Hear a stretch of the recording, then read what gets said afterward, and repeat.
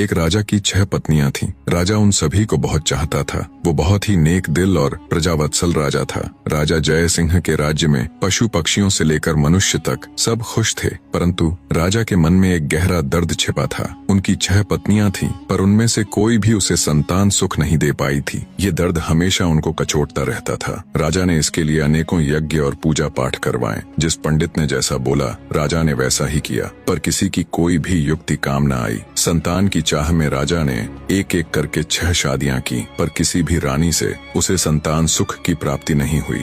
एक दिन राजा जय सिंह शिकार के लिए जंगल गए। वहाँ एक मृग का पीछा करते करते वो जंगल में दूर तक निकल गए। मृग तो भाग निकला, पर अब राजा भूख और प्यास से व्याकुल हो गया। तभी राजा के कानों में पानी के बहने की ध्वनि पड़ी। ध्वनि सुनते ही राजा की जान में जान आई। सोचा, जरूर आसपास ही कोई पानी का झरना है। भूख न सही, कम से कम प्यास तो मिटेगी। राजा ने ध्वनि की दिशा में तेजी से अपना घोड़ा दौड़ा दिया। जल्द ही राजा की आंखों के सामने एक बड़ा झरना था, पर जब राजा झरने के पास गया, तभी उसके कानों में एक स्त्री की आवाज पड़ी। अंधे हैं क्या? दिखाई नहीं देता एक लड़की स्नान कर रही है। भूख प्यास से व्याकुल राजा ने उस तरफ तो ध्यान ही नहीं दिया था। लड़की की आवाज सुन राजा चौंक गया। उसने तुरंत अपना मुंह फेर लिया और बोला, क्षमा करे देवी, मैं इस जंगल में बहुत देर से भूखा प्यासा भटक रहा हूँ, जिससे विचलित होने के कारण मैं आपको देख नहीं पाया। इतना कह राजा मुंह फेरे ही वहाँ से कुछ दूर चलकर खड़ा हो गया। कुछ ही पलों में वह लड़की स्नान से निवृत्त होकर राजा के पास आई। उसने सूखे वस्त्र धारण किए थे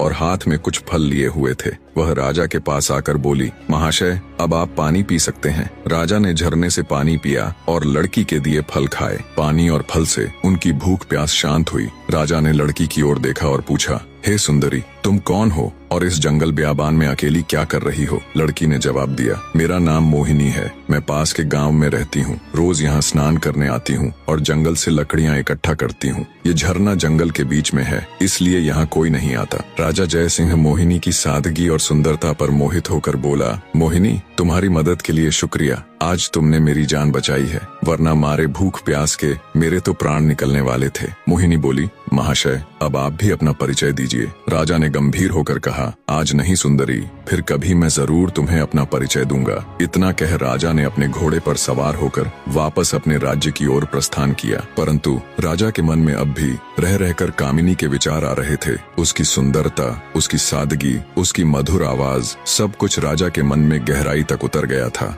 महल में लौटने के बाद भी राजा के मन में वो ही सब चल रहा था। राजा को समझ नहीं आ रहा था कि 6 रानियों के होते हुए भी वह उस अनजान युवती के प्रति इतना आकर्षित क्यों है। कुछ सोचकर राजा अपने भरोसेमंद वजीर गौरीनाथ के पास जाता है और उसे सारी व्यथा कह सुनाता